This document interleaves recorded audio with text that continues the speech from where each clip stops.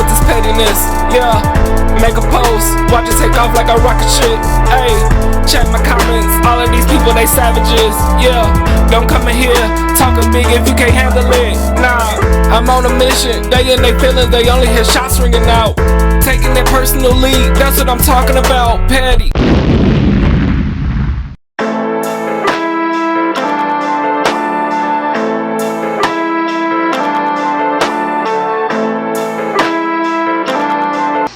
Becky with the good hair ass nigga that I watch on tape, your bitch already, your woman already leaving you, nigga. Nigga, you ain't shit, nigga. Pretty ass punk. Any nigga could take your motherfucking woman. You let Derek Fisher come up to your wife and address her, kiss her, before he addressed you, you punk bitch. You walking up there trying to be cute in your little jean jacket, trying to look like Michael Jackson, bitch. They dress you up good, nigga. You look like a little Stuart Little. Remember that little mouse they used to have on the little... I could tell, you look like Stuart Little with that low haircut. You was an ugly light-skinned motherfucker, boy. Just cause you light-skinned, you look like a little weasel. Huh? Seem like you tight, puss-ass nigga. Wanna invite a nigga to your dick now. Them little jokes hurt your feelings, huh? And then an over-fake, over-masculine man like Steven Jackson, just because you ran your bitch ass up in the stands and fought white people that you some type of hell of a nigga. Bitch, I ain't white. And I ain't 5'6", nigga. You got me fucked up, boy. Petty. Welcome. How y'all doing? Welcome back to another episode of Petty. Hey, it's your boy Jay Kane. I'm in the building with my dude. Hey, Jody Coleman in this piece. You know, how you feeling, man? Hey, I'm feeling petty today, man. No How doubt. you feeling, that man? should be every day, though, right? Yeah, every day, man. You know, we go through petty shit every day, man. But before we get into any of the petty stuff, I want to give a shout out to our sponsors, man. Third Perk in the building. Yes, sir. Shout out to Juanita Darden, Third Perk. Yes, sir. We want to give a shout out to Buckman. We all Buckman ENT.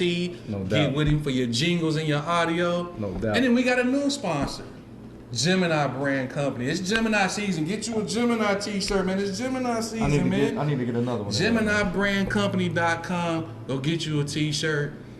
Don't just be a sign, be a brand. Man, let's get into it, What's man. good? Tell me what's good. Mama's cooking, man. Man, you put no mama's cooking? Petty. Mama's cooking, man. We got to talk about Kwame Brown, man. We've talked about Kwame Brown on Against the Grain Sports Quite a few times. Even before this happened. Even before this has happened, man. So my thing is let's pull out some notes on Kwame. Pull out some notes on Kwame, man. Kwame Brown has been awakened. Are y'all ready for Mama's cooking? Evidently, I don't think nobody was ready for that. I didn't know he could talk. I didn't know he could talk. He didn't talk until last week. He never even talked in the game. Like when he got fouled or something, he was like and ran down the court. Yeah, and then he was crying that one time though. He was crying. Michael Jordan made him cry. Petty. Mike, you on some bullshit. Yeah. That's why Mike, you the one that's petty. That's for real. why he fucked up, because of you, Mike. You and Doug Collins with y'all punk asses. Y'all fucked Kwame Brown up, man. But let's talk about that, man. So, okay, Kwame Brown, man, he didn't have beef with Matt Barnes, Stephen Jackson, Stephen A. Smith, Jamel Hill, Charlamagne the God, and a few other people. Because y'all been talking shit about for 20 years, though. For 20 years. How you gonna talk for 20 years, man? Like this, the only dude in the world that didn't. I'm gonna say like this: Kwame Brown was not a bad player. He had some skills. I just don't think the development of program. Let me stop you. Can I stop you for a minute? It's not that he was a bad player, but he did not live up to first pick expectations. If he would have been picked 17, wouldn't nobody care about Mama's cooking right now? Talking about him. They wouldn't be caring about Mama's cooking right now, you know. But you take this boy out of high school, making the number one pick, then you put him on the team with Michael Jordan and Doug Collins, and expect him to be like Mike. Well, see, the problem was when they got him, they were supposed to trade him for Eldon Brand, and when they didn't get Eldon Brand, he treated him as a stepchild. Jordan did never want a high school player on his team. So if you was gonna trade him for Eldon Brand, why is Eldon Brand not being called a bust? Because he was picked number 2, right? No, Eldon Brand was number 1 when he came out. He was number 1 and the rookie of the year. The year before. Yeah, the year before. And that's who he wanted because he was a Chicago guy. He wanted Eldon Brand when it fell through. He felt like I was left with Kwame Brown. So that's why. But you didn't have to pick Kwame at the first. It wasn't nobody's pick. It was 30-something picks. They had to pick 30-something picks. Name somebody else good. Eddie Curry wasn't good. You was gonna take him? No. Tyson Chandler, he got a championship. Tyson Chandler can't even play offense. He just stay on the defense end. But he got a chip though. It wasn't because of him. It wasn't, but he still got one. Man, listen, man. What's the one dude? Kurt Rambis got a chip. And Kurt Rambis is they consider him one of the greats. Great what? I'm just saying. If you talk about Kurt Rambis, they're like, oh yeah, Kurt Rambis, he's still with the Lakers. You know what I'm saying? Stop it. Petty. You being petty right now, man. Go ahead, man. We can't say Kurt Rambis was great. Great at what? Wearing glasses? I'm just petty. This is the number one question about this, man. Why is Kwame Brown the only person being considered a bust? Why is everybody only talking about Kwame Brown? Because I can think of a few niggas that was some busts that didn't pan out and was number one picks, like Michael Olawokandi. I mean, okay, well, you asked the question, why is he being considered? Because he never talked. So if you seen people get bullied in school and they keep bullying them to somebody till they fire back, Kwame Brown never fired back none of his career. He played 13 years. He did. He played 13 years. He did. And they was able to, he kept getting jabbed at him, and when somebody figured you ain't gonna say nothing back, you gonna keep doing it, especially if you a coward, if you the one doing it. Because I think the people that was bullying him were cowards. Some of the people on that list were cowards. Well, Steven Jackson wasn't a coward. He walked in the stands and beat up some fans. That don't make you tough? But he beat up some fans. You beat up dudes. But the fans he beat up like 10 fans. They was 5'7". But he still beat them up. Come on, man. It's like being the tallest midget, man.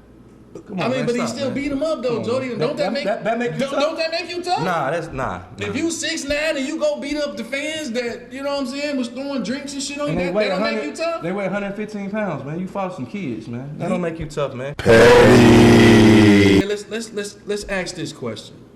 The beef is there. It's been going back and forth on social media. I mean, they getting thousands of views, millions of views, bro. Right.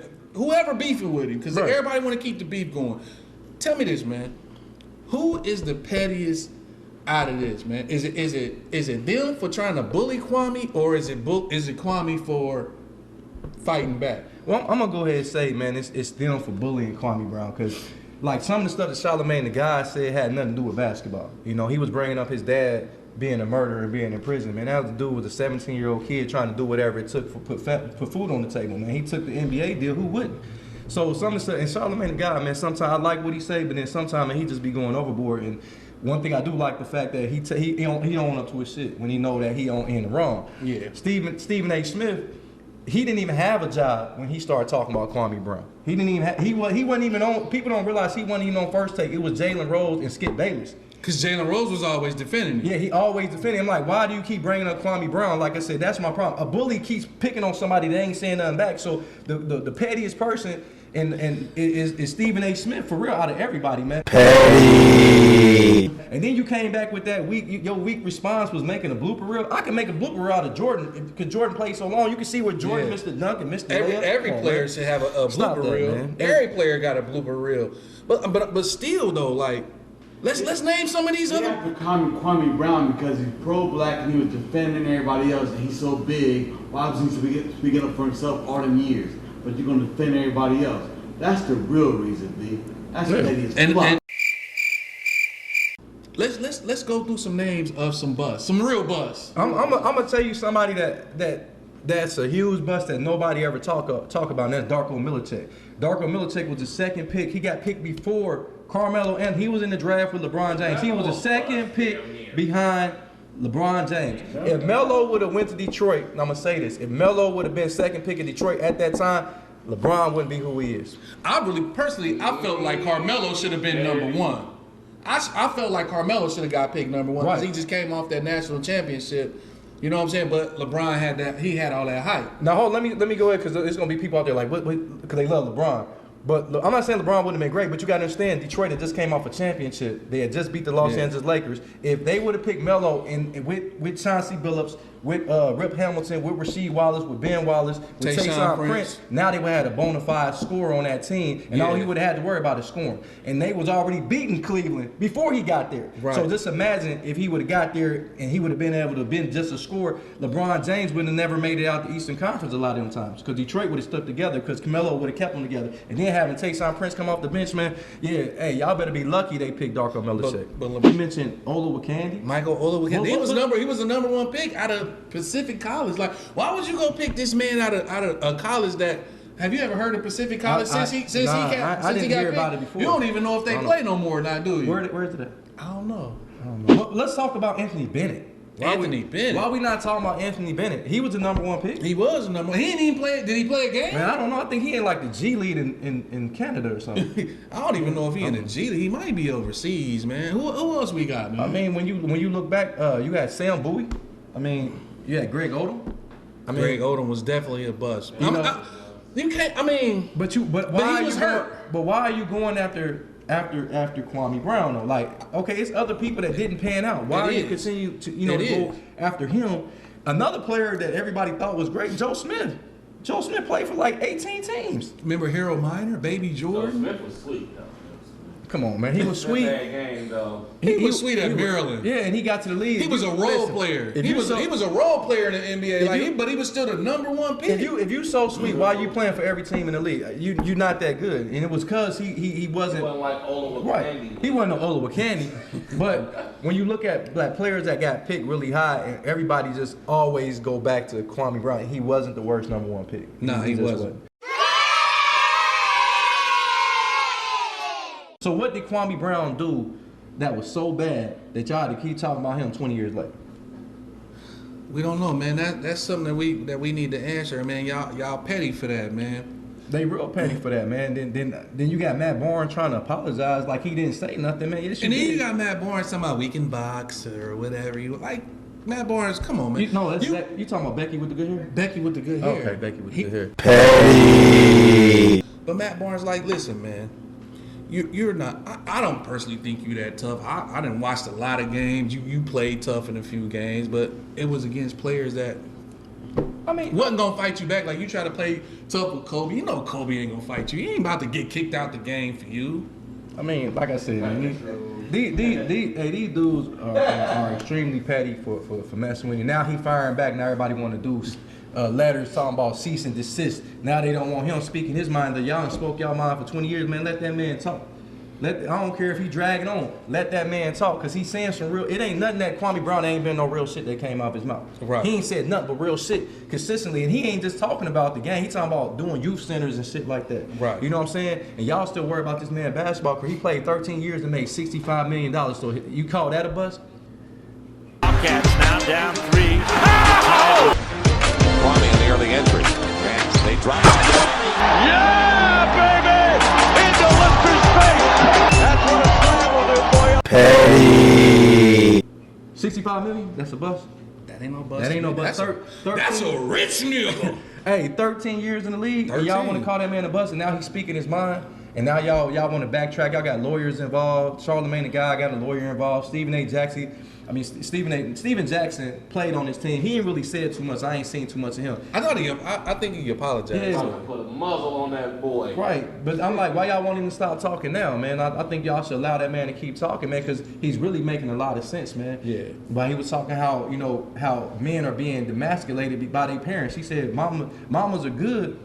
It's some good mamas out here, but he was saying how y'all making it where our boys ain't tough no more, and nothing away from, because there's some super moms out there, but it ain't nothing like having a real daddy in your life, man. That's all he was saying.